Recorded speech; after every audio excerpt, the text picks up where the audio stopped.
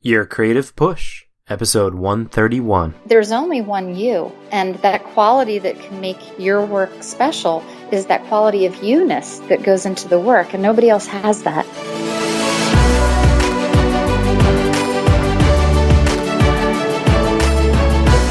Welcome to Your Creative Push, the podcast that pushes you to pursue your creative passions.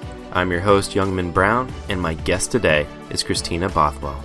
Christina is a sculptor who studied painting at the Pennsylvania Academy of Fine Arts in Philadelphia, Pennsylvania, before teaching herself how to work with ceramics and then cut glass. She has had 11 solo exhibitions of her work since 2006, and her sculptures are in public collections around the country and around the world. She's drawn to the processes of birth, death, and renewal, and she is fascinated by what lies below the surface as she tries to capture the qualities of the unseen. And Christina, first of all, thank you so much for coming on the show. I was wondering if we could just dive right into that. What, to you, is the unseen that you try to, see? Well, thank you so much for choosing to interview me. It's really, really fun and a great opportunity for me to kind of get my thoughts together. I think from the time I was very, very little, I always questioned why we were here and what was this thing called death. And it gave me anxiety when my parents would talk about their lives before I was born, because where was I? What that meant, where was I? And I also could sense when people were going to die. We lived in New York City, and we'd walk by a lot of elderly people every day on the way to Central Park. And there were a couple of instances where elderly people that I would always say hello to, this is when I was maybe 3 or 4 years old, I could just get a sense that I wasn't going to see them again, and I was always right. And so I always wondered, well, where did they go? And I always felt that perhaps we chose the time that we died, because I felt that if I could sense when somebody was going to be going away in that way, then everybody could, and everybody knew when that was going to happen. And I was so curious, like, where were they going, and what did it mean, and what do we do with our bodies? And these are questions that really, really kind of obsessed me when I was a small child. And I guess they've kind of influenced my perceptual system and has influenced my work and those questions and kind of my spiritual path ever since. So I just believe that we're much more than our physical bodies. And I think that wherever we do go after we die, I don't doubt that our consciousness continues, but I don't exactly, of course, I don't know anything about what happens next, but I do believe that we continue in some form. And that fascinates me, and it always has. And I kind of try to suggest that we're a soul that inhabits a body. And that's kind of what I guess what I mean by the unseen. That whole aspect of life that we can't really articulate or visualize or get our heads around. I love it, and I definitely agree with you, and I definitely have the same kind of issues. Like, I'm always thinking about, why are we here, and also I try not to think about what is death too much, but sometimes I struggle finding people to talk to about that, and like I always think about, like you're saying, like what happened before, I was alive? Is there like a history to it? Like, what is that? Like, I always think about like what was here before the Big Bang, and I like to think about space and just the infinite nature of it. And it's always kind of hard to think about, to wrap your head around, and to find people to talk to about. So I really love that, you incorporate it into your art to just try to answer that question almost. Mm-hmm. So what is it that attracted you to glass? I think that it's a lot like clay. It can do all the same things that ceramic can, except it transmits light. So it can suggest that spiritual element, because light can go through the glass and can make it appear as if it has no weight to it at all.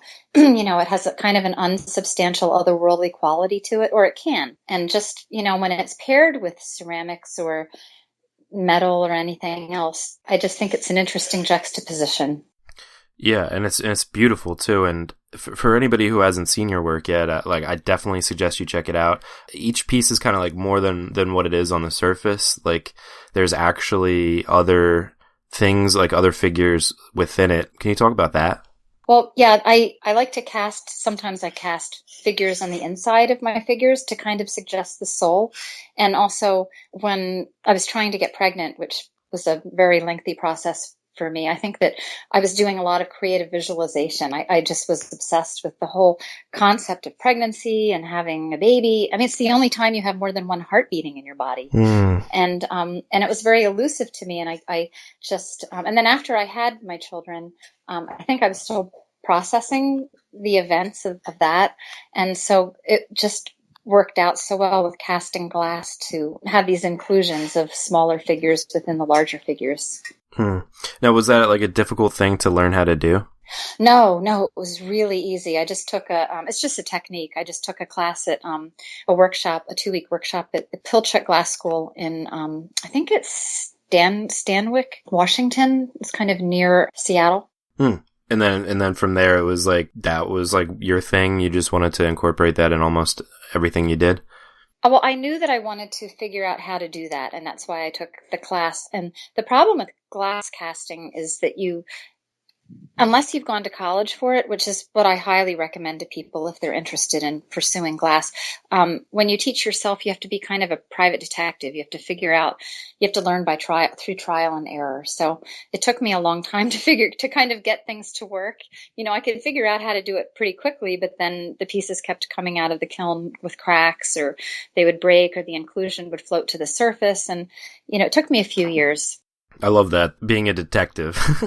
And you're right. Like, it's like, if you want to do something, you gotta, try until it, works for you and kind of is an expression of yourself. I love that. Right. I was wondering, could you take us back to your first or one of your first creative moments and tell us that story? Well, my mother was an artist when I was a child, and her father had been an artist also. And so he would, we didn't have television. My parents were, they were kind of like hippies, so they were against the idea of television. So there wasn't really much to do other than draw and read. But when I was very small, my grandfather would send boxes of his used up pastels, the little nubs. And I just remember lying in bed. I think I still had a crib, so I must have been 2 or 3. And I just remember, I had been doing a lot of drawing, and I remember looking at my arm in the darkness, and it was like this startling moment of clarity when I realized that there really are not outlines around anything. When you're a kid, you're drawing, you draw outlines that, a line drawing, you suggest an arm or a leg. And holding my arm up in the darkness, I still remember, like, wow, it's just my arm is going up against air, and it's that space where they meet, but there's no actual line. And that was like, I couldn't even sleep. I still remember just that being amazing. And then shortly afterward, I was standing on the street in New York City, and my mom said, okay, look up way up the road there. See how it looks like both sides of the road come together in a point? She said, that's perspective. And I remember thinking that was really neat too. Like, you could draw on a piece of paper and have 2 lines that were not parallel, but you could have them go up to a V, and it would look like a street that was going away from you. And I guess those were my 2 first sort of early creative moments that I can remember. Yeah, I love that. And you know what? I think that you can still have those revelations, like, as you get older, and you just kind of sit there and think about things, the more you contemplate things in the normal of, oh, we draw lines on paper, but what do the lines represent? I don't know. I think you can still have those, like, kind of childlike revelations as adults, Oh, I absolutely agree. I have a really good friend whose work I know you would love. I'll have to tell you about her later. But she had an experience during some surgery over the winter, where as she was coming out of anesthesia, I think it was like a spiritual experience where she just realized that the whole point of making art is not about just making money and trying to get more shows and all that kind of stuff. It's just about being joyful. And she said it was such a revelation. It was so exciting for her to wake up and just realize that she'd been kind of veering off course, and now she had a fresh perspective from which to do her work. I mean, that's a massive lesson that we try to talk about on the show, is that it should be joyful. That's really the only thing it should be, first and foremost, is you should be doing it because you love it, and you should be doing it because it brings out something in you that you're, like we were talking about before, that you're either trying to figure out life or trying to figure out yourself, or trying to express yourself and to let other people in a way. And I think all that other stuff, all the sales, popularity, all that other stuff, it just comes later, and it shouldn't even almost be thought about, while you're actually doing the creation. It should just be like a meditative time where you can bring yourself out, if that makes sense. It completely does. And the spiritual master Eckhart Tolle talks about that too. How it's like you're genuinely contributing kind of good energy to the universe when you can get so involved in anything that you're not thinking about whether you're going to be famous or how much money you're going to make or if the piece is going to sell or what. If you're just in that kind of zone of creativity, that's like a gift to the universe in itself, just that act of generating that act of creativity. Now, do you ever find yourself in a state like that, almost like a flow state where it's just like it doesn't feel like it's you creating it, you feel like it's coming from something else? I love moments like that. Yeah. That's the best. Yeah, that's what it's all about. Do you get that often?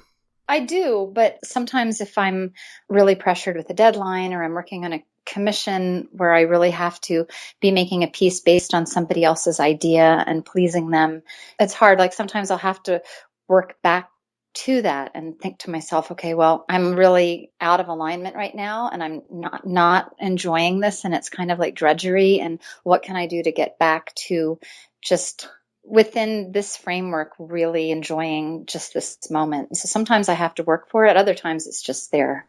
And whenever you have to have that self-talk and kind of get yourself back on track, like you're saying, what do you find is the best method or best advice for getting back to that place? Well, I feel like for me, I just need to take a break and get away from it and go for a walk and be in nature. And sometimes I'll have to talk to myself like I am a small child and, and say, Christina, right. You are so lucky to be able to make a living this way. This is wonderful. And, this is a challenge, but you can find, and sometimes I'll have to get that lecture from my husband. I'll just say, I'm frustrated and, I'm not feeling inspired and blah, blah, blah. And he'll give me that talk. But those things usually help. And sometimes going to a movie or getting some ethnic food or, just kind of breaking whatever pattern I'm in at the moment that's not fun. Yeah, so important. Just take yourself out of where you're at, like the bad zone, if you will, right. In order to kind of reset and hopefully, when you jump back in, be in a better place. Right.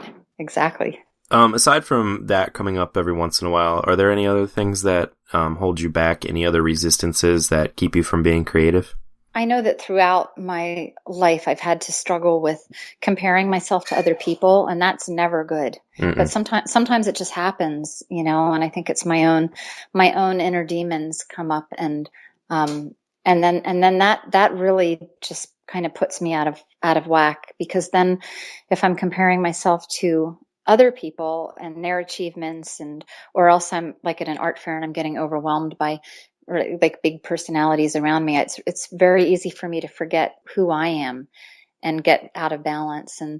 And so a lot of times just the only thing that really helps is to meditate or, take a shower or go for a walk in the woods. Again, the same things that for any kind of resistance, usually getting back to nature helps me a lot. It's just really good to just get away from that environment right away. For me, that's pretty much the only thing that will, help me. And then just remind myself like who I am and what really lights me up, like the kind of movies I like or the books I like to read or going for walks in nature or, laughing with a friend. And then it's like, oh yeah. I'm still me. There I am, There I am. Yeah, I like that. It's we always say compare and despair.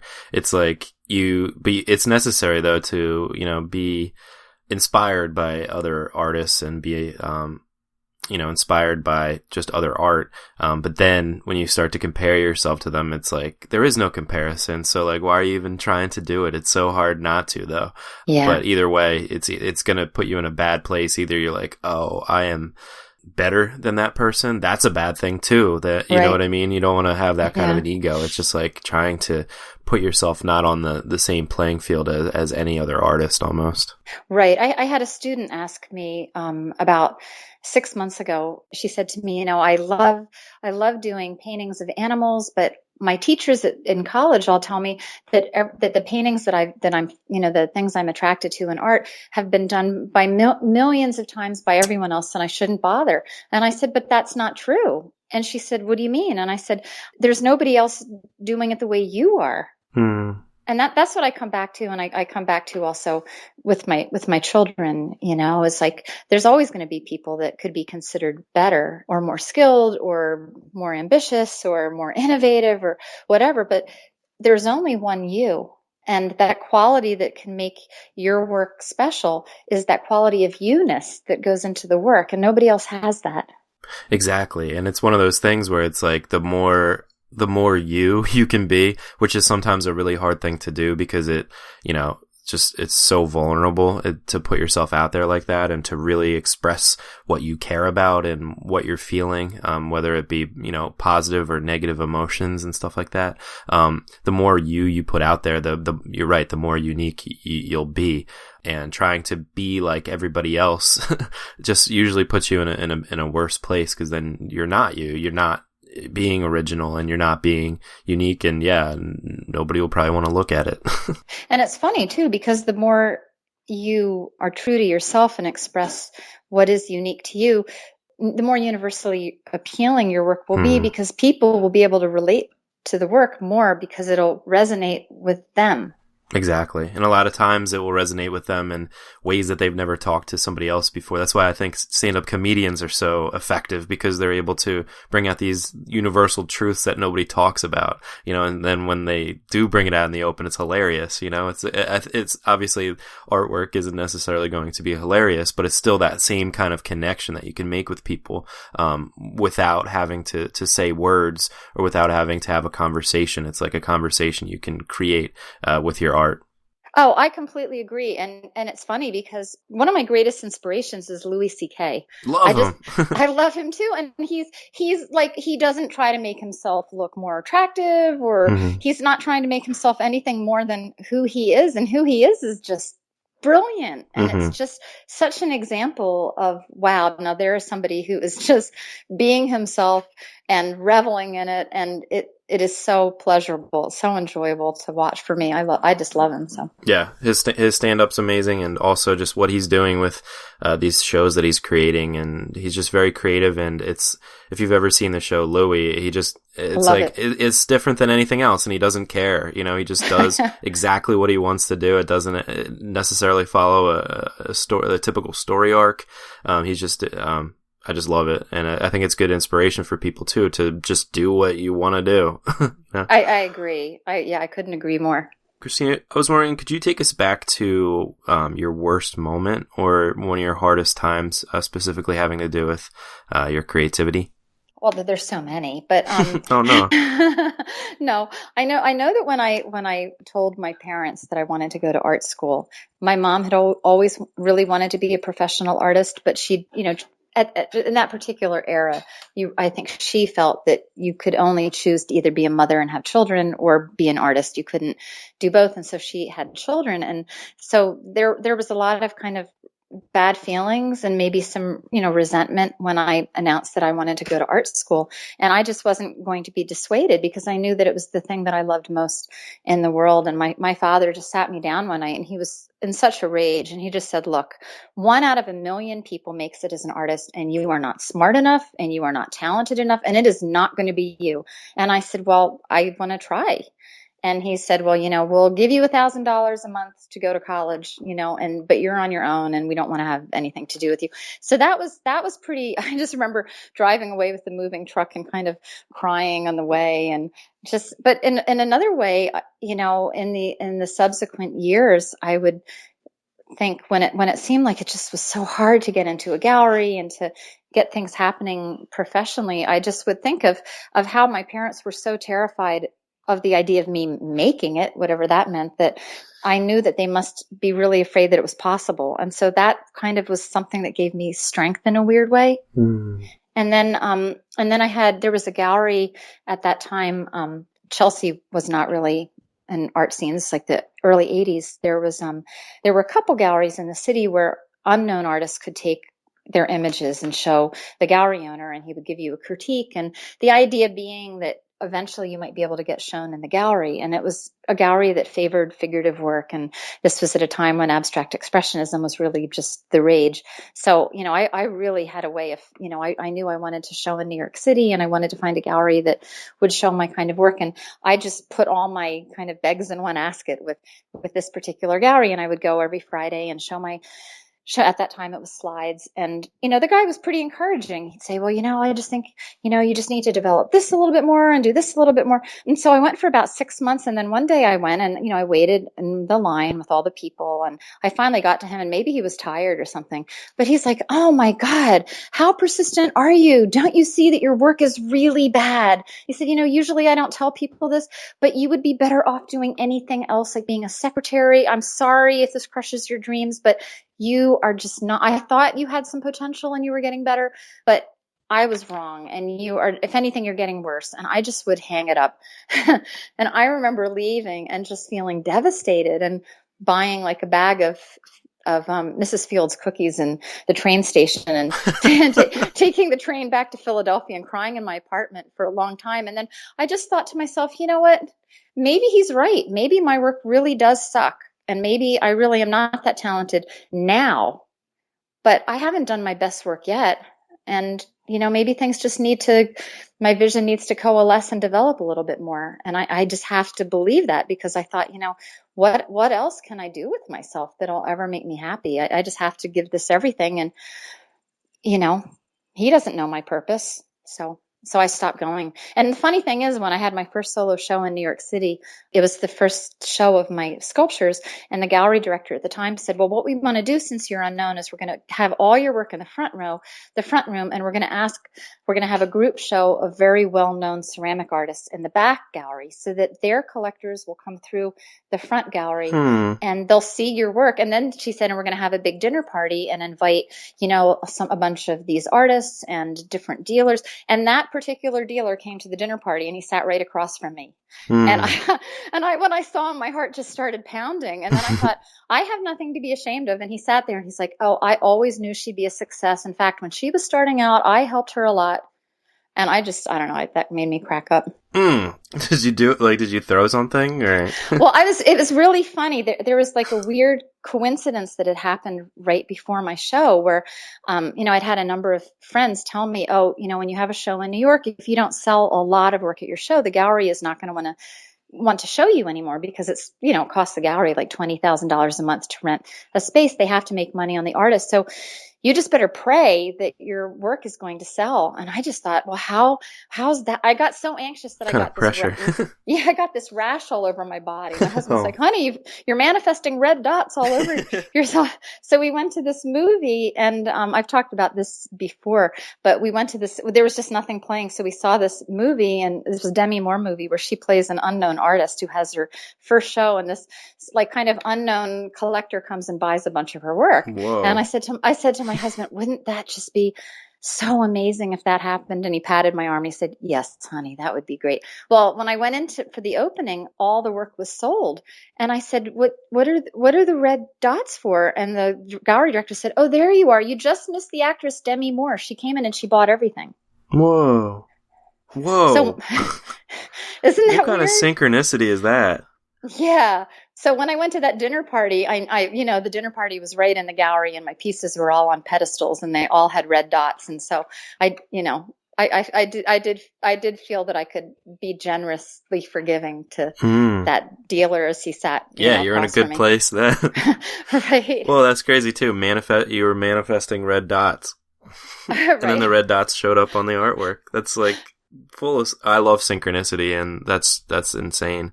That's a great story. But yeah, like you had a lot of harsh words against you, like that would hold most people back. What would you suggest to people that have that same kind of, or I should say, don't have that same kind of like constant support system, whether it's from their parents or loved ones, and they want to, really pursue their art either full time or just with a lot of their time, but they don't have that kind of support system or people believing in them, and it's really only themselves believing in themselves. I just think that no matter what a person is talking about in their life, whether it's art or anything else that they really want. I think if you were consumed with wanting something really badly in your life, I think it's because you're meant to have it. And I think it's available to you, and that, that they're going to be obstacles. It's kind of like a spiritual test or a fairy tale where they're going to be obstacles. And the best thing to do when somebody's like absolutely horrible like that is just to say, all right, well, here's an obstacle. And I'm going to let this person's guidance about me be stronger than my own guidance for, to myself. That's what I always think. I always think nobody really knows what's in my heart, and they might think that they know what's best for me, but it usually has something to do with their agenda. And that's not always the best thing for me. And the thing is if you let somebody say something crippling and then it destroys your vision, it's like you have to live with that loss for the rest of your life. That person that made that careless comment is not going to even think twice about it. But I don't know. Somebody once said to me, you need to look at your artwork like you're a stage mother, and you've got this like little child, and your little child wants to be an actress, and you're taking your child to auditions. Like, are you going to just put your child in a closet and not let them out? Or are you going to really believe in your child? So that always helped me to think, okay, well, I'll look at my art like this art is my child. And if I did have a child that wanted this, would I try to suppress it or would I support it? And it's funny, my sister-in-law went to art school, and she had a very terrible, crippling experience where the artist Louise Bourgeois was a visiting artist and was going around with a large entourage of students, and they were, she was doing critiques, and my sister-in-law had worked on this giant sculpture for weeks and weeks and was really proud of it. And Louise Bourgeois came into the room with like her 20 students and their sketch pads and notepads, and she's like, now this is an example of artwork that is just completely dead. There is no life in this, and this artist is not going anywhere. And my sister-in-law quit making artwork. She said after that, she said, I realized that it just, it wasn't for me. Like she was right. And I don't know, that just made me feel really bad when, because we're all going to hear that. We're all going to hear that. If you have a unique vision, then that means that people aren't going to be able to compare your work. They're not going to have a context for it. It's like when my children listen to music, and sometimes it just sounds so awful, and I just have to leave it on because they love it. But after repeated exposure, I'm turning it up, and I know all the words, and I'm singing along, and I'm thinking, yeah, maybe I should get them that CD for their birthday. Well, you bring up a lot of good points there, and I think that one of the main ones is that it was just like we were talking about before. If you're going to be unique and do something different, it's going to obviously be different than what the normal is, so that everybody else is kind of telling that same story, because like you said, they don't see your unique vision yet.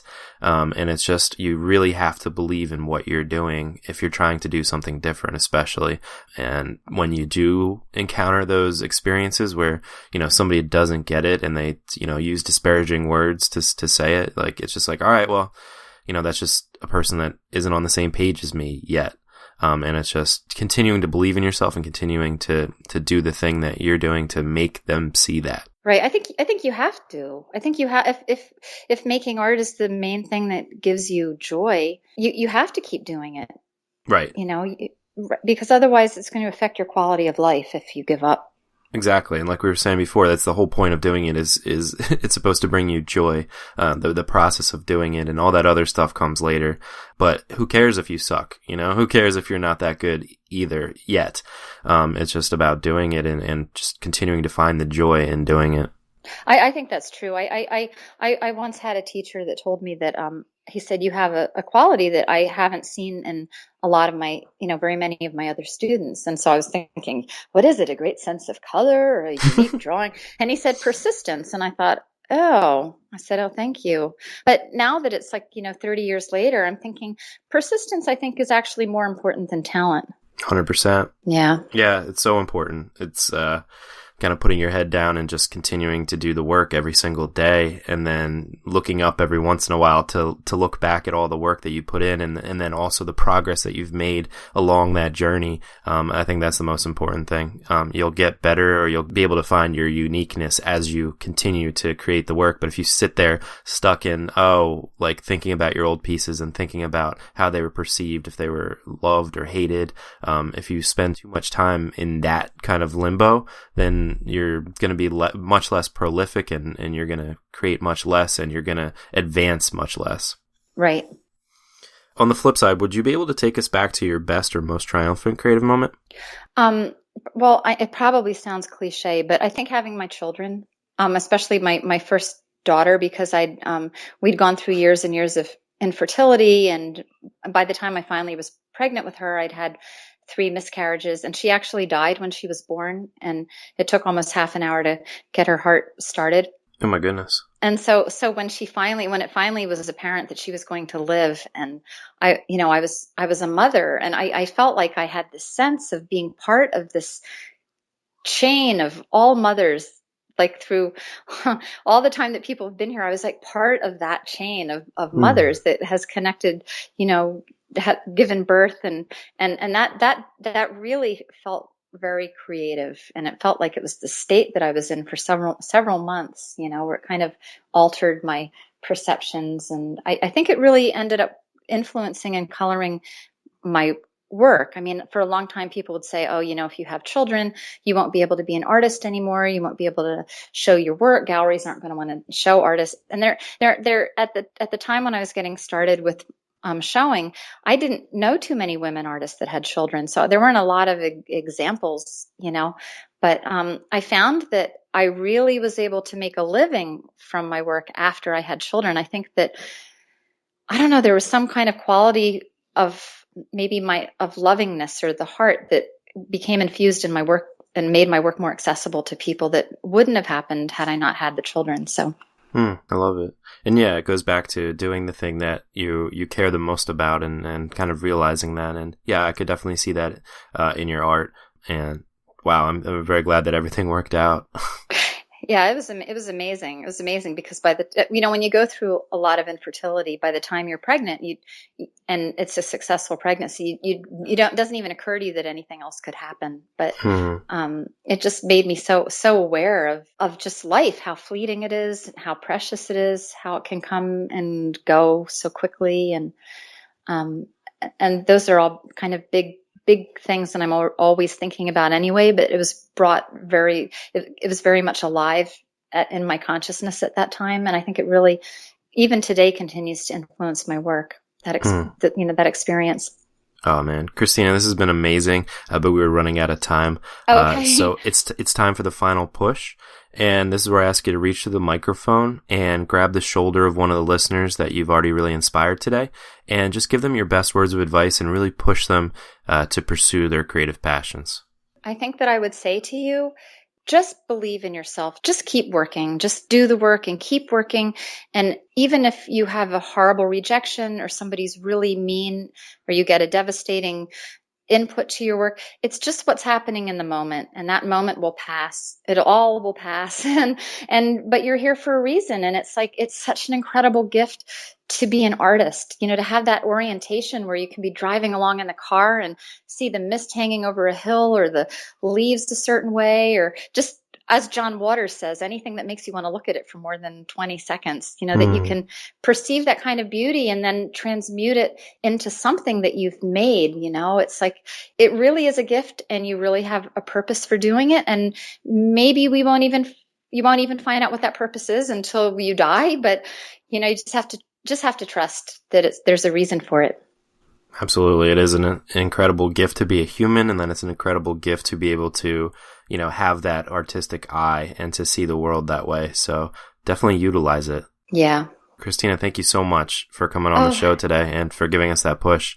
Oh, sure. Thank you so much. And if anybody wants, if any of you are ready to apply to galleries, or you need any kind of help, you can always email me, and I can at least tell you some galleries to avoid. Oh, that's so nice.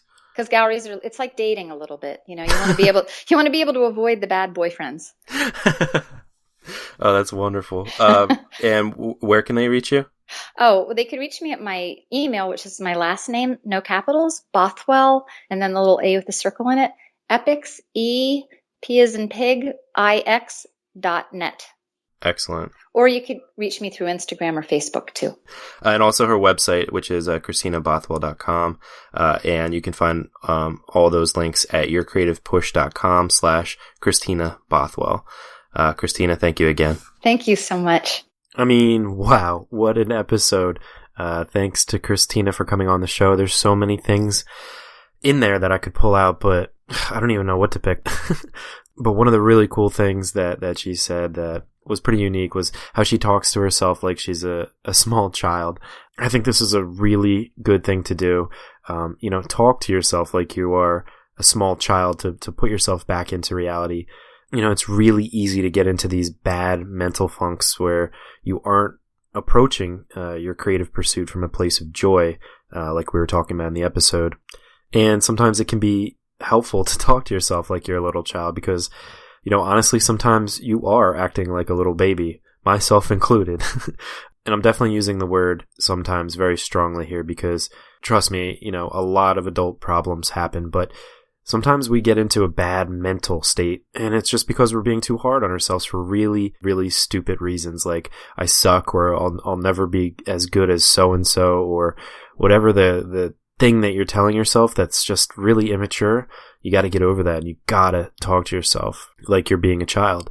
And not the cute little innocent child that you want to hug, but that annoying little snotty-nosed kid that's in front of you in the grocery store and you can't wait to get away from. Do you ever notice that they're always in front of you? They're never behind you. But anyway, you got to treat yourself like that kid and just put yourself back into maturity. Put yourself back into a state where you can be confident and you can be joyful about what you're doing because, hey, like Christina said, if art is the main thing that brings you joy, you have to keep doing it. So a lot of things to think about from this episode this weekend, but that's a big one, Give yourself a kick in the pants if you need it. And stop whining, stop wasting time thinking about just things that don't matter at all. It should just be about finding that place of joy and getting back to your work in that way. And go and manifest your own red dots. Love that story too. But that's all I got for you today. Hopefully you were inspired to go and get your work done. So please go and get it done. Enjoy your weekend. Be creative, be unique, and we will be here for you next week with new episodes to give you that push again if you need it. So until then, have a great one, and we will see you on Monday. Bye, everybody.